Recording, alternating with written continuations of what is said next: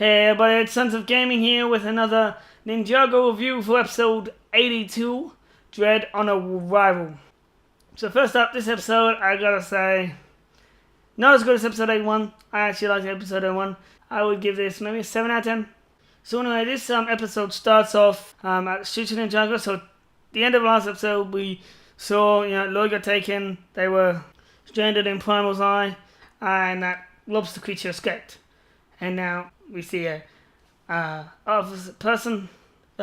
pedestrian, stop at the red lights, which means he's a good person. Always stop at red lights, people. And then basically, he sees a giant lobster, scorpion thing walk past. And, just like a giant snake, it would make you freak out. Granted, this lobster wasn't attacking anything though, so, So they arrive at the police station with a police officer, getting spooked because a giant lobster thing is walking up to him. Then, of course, the ninjas get off. He realizes they're the scorpions, of their friend. And also Zane does mention a saying back from the beginning of Ninjago that Wu taught them, which is the best way to defeat an enemy is to make him your friend. Him or her your friend. And that was really good. I like this season because this season has had a lot of references to the beginning of Ninjago, and it's just such a nostalgia feel. So anyway, after that we head into the commissioner's office, where the commissioner, the same one that was in Skybound, which we haven't seen since Skybound. You see here he's working on like some model boat or something. Ninjas, you hear the ninjas at the door trying to get in, and all that. And Jay, says something funny like, "Don't make me zap you," and then he zaps him. Anyway, they enter the room, they explain, that Harumi's the quiet one, they have the mask, they have Lloyd, they're planning a Western countdown, they need help, all that. Then the commissioner also references Skybound thing, which is the pirate gin. Obviously, Ko asked what that was, which references that no one actually remembers it, but Jay and Nia look at each other like they knew, so they're the only two that know that any of that happened. Everyone else, everywhere, doesn't know that happened. So we now arrive back with Harumi and the Sons of Gamdan, who have returned to the destroyed Royal Palace, also known as the Temple of Resurrection. So they're walking upstairs. Harumi is singing that creepy spider song again, which every time I hear it, gives me the shivers. This part shows Harumi's new look, which was leaked a few days before this episode actually came out, because her minifigure for this new look will be in Season 9, which means that she will possibly be in Season 9, most likely, probably only for a second, but she will be in it. Now, I gotta say, this new look for Harumi, I actually like it because it really does suit her personality a lot more. And she's insane, she's crazy, she's evil. She lost her parents. You saw her flashback. And as Lloyd said, her other one was just a mask. It looks a lot evil, very quiet one-ish. So she's very gothic in this new look. So anyway, as they reach the top of the temple, we get to see an overview of the temple and its location within the temple walls, the palace walls. Basically, it looks like it was on an island thing behind the palace. Like right behind it. So you see the blown up palace a little bit on the edge. And basically, from what she said, she had been working on it in secret before Season 8. In this scene, she also learns that the ninjas are obviously back in the city. And we also see our first appearance of Misako, which still has her old look, but that's because she didn't have a movie look. So this is the first thing we see of here since, the start of the season, where we hear that she was out looking for, signs of Wu. We also learned that she did actually find Baby Wu, and at that point is when she got captured by the Sons of Gamdan along with Wu. So now we learn how the Sons of Gamdan got their hands on Wu and her. Later that night, in the episode, starts off with the ninjas. Basically, they're surveying the area towards the palace, and obviously see that the SOG, or the Sons of Gamdan, patrolling the streets all over as they get closer to the palace. They also mentioned that their operation is called Operation Undercover, which, not a very good operation name, very bland. Where's the creativity?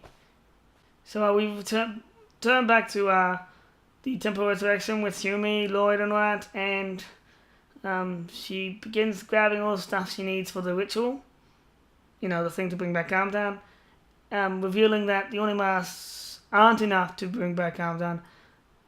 She needs, you know, DNA or hair from, you know, Lloyd, the son, Misako, the wife, and the brother Wu.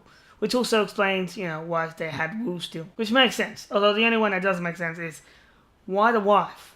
She has no blood relevance or anything to Gamzani. She was married to him, she loved him, but she didn't have any blood reference.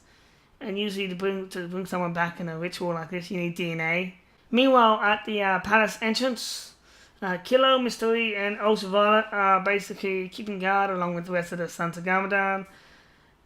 Just as the police, Ultraviolet arrives just as the police start, you know, how do I explain it? So basically driving to the scene, but I can't. But in like one of those rush moments, I can't explain the wording properly for that. But that's what they're doing. They arrive. Commissioner basically does what any commissioner does in a standoff moment. But Kilo then puts on his mask, or was already wearing his mask, one or the other, and then basically he uses his power to you know, throw the bullhorn or the microphone thing into the water. Commissioner then says to his officers to light them up. So they pull out their torches, mentioning they don't have guns, which makes sense. I mean, it is a Lego show. Granted, it's a dark Lego show. It's still Lego. They only have tasers, which is actually still pretty surprising. I mean, it's a Lego show. You think they would just, I mean, Chase McCain from the Lego City Undercover game didn't have guns or tasers. He just had a grappling hook, and then he used some kung fu fighting. That's pretty much what he had. He never, so you know. Anyway, so basically, the cops start fighting the Sons of Gamdan. You know, good old tussle gang police officer, and Commissioner then reveals that the distraction is working and that they're ready to infiltrate the thing. And then it fades to Kai in his sub, you know, the sub set that you get. Back at the scene of the fight, Ultraviolet joins in and puts on her mask of hatred. So this is the first time that she's worn this mask. So obviously Humi was the first one, and now she's the second one. And, you know, basically joins in the fight. Really, that's all you see. There's not much to do with this fight. Basically, this episode is all about the ritual and bring back Gamdan. In my mind, a lot of the scenes were revolved around that. Speaking of the ritual, back at the top, Kilo, Misty, and Ultraviolet return to Humi, mentioning that the Sons of Gamdan had the cops handled and all that. That she's ready for the mask and to put them in position to begin the cult ritual. Basically, that's when the Sons of Gamdan are a giant cult, and cults are never a good thing. Never join a cult, never. So she starts a spell, and basically the spell is just her repeating the name of the mask, each mask, over and over again. Just, you know, vengeance. She says it all funny though, so she says vengeance or something instead of, or no, she says revengeance or something. Some weird way of saying deception and hatred, some weird. But that's basically what she's saying. Overall, the logistics of it, she's repeating the mask over and over again. We then head back to the courtyard of the palace where we see Luke Cunningham. You know, the guy that we see in the character spots. Who's really not much, but we also see him in the police station. Alright, he wears the white biker mask. Speaking of which, remember when the series first started? You know what I really would have hoped? Those 6 bikers that were the color of the ninjas. It would have been really cool if they had made a story and made it, you know, they're an alternate reality version of the ninjas. Like, that would have been really awesome. I never thought it was going to happen, but I was really hoping it. But anyway, back to the scene. Basically, Luke, he spots something suspicious, you know, like all thugs do. Oh, we spot something, we're going to walk over there. Not, you know, check our surroundings or anything. And then obviously, Nia takes him out with a sleeper hold or one of those, you know, ninja moves. Back at the ritual, we see Humi performing her spell, as well as we see one of the SOG members filming it. I don't know why he's filming this. I mean, are they going to make a video of it and put it online? And in this scene, we also learn that the Oni Mask power is the power to rip open doorways and portals to like any realms, so all the realms.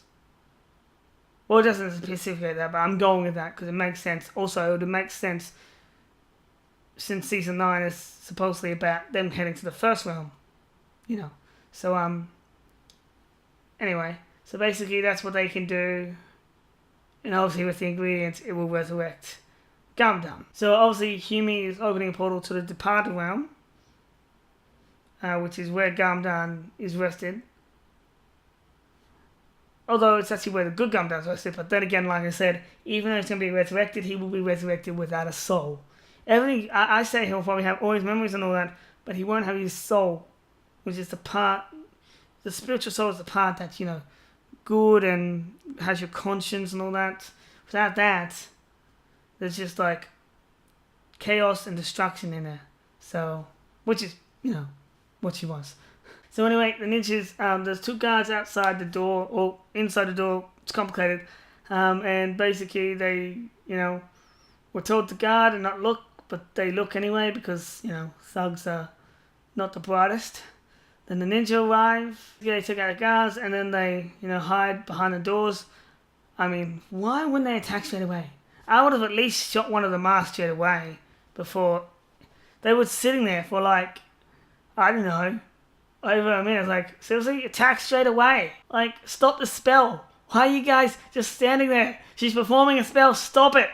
That's what I was thinking doing that episode. That's why I marked it down. I was like, seriously, attack the spell. Like, you just stand there.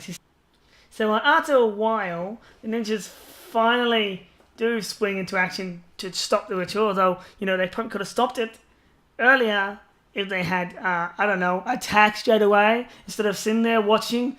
They even waited for Gundam to actually have it, because you do hear Gundam's voice in this a few times just through the portal, and, the first time he spoke, the ninjas were still waiting. It's like, why did you attack before that?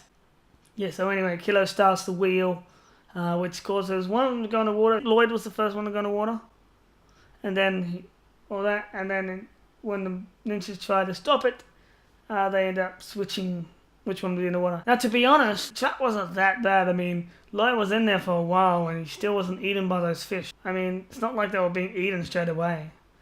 Anyway, Chat was a little flawed there. So as Humi is continuing the spell, Zane does attempt to shoot one of the masks, but obviously is stopped by his nemesis. And I'm almost, Mr. E, the guy, kind of have a grudge against each other. Cole, as I said, does head for the controls. Ultraviolet does, try and stop him, so they're fighting over the controls. Kai then comes over to help, and, well, he breaks the lever, because he wasn't the bride, which causes Lloyd to fall. And then, obviously, Nia saves the day by throwing a spear into Misako's chain on her side, and then allowing Cole to, use his lava arms to kind of move the gears, so the gears which were stuck and broken, to pull Lloyd up and then free Lloyd. Anyway, so the people are saved. The ritual is nearly complete.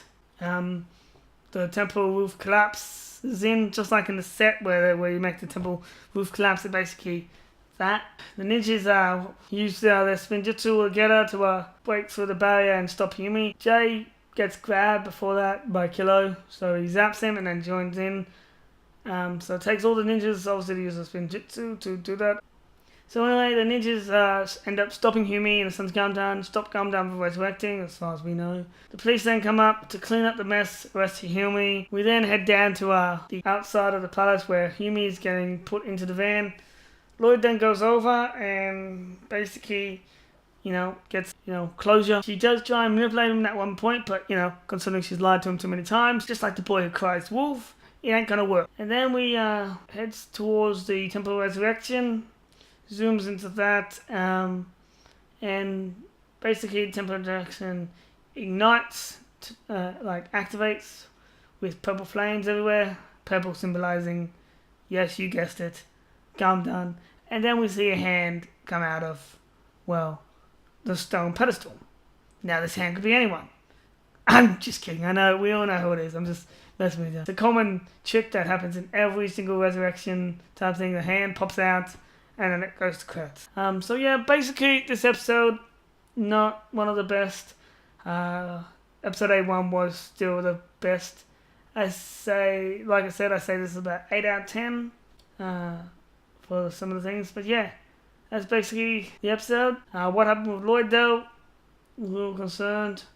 Although then again, apparently Lloyd's gonna die. But I'll probably make another video on that. And also make another video on the Temple of Resurrection connections to the sets. And yeah, anyway, don't forget to like, share, subscribe, and yeah, check back today for more stuff and awesomeness.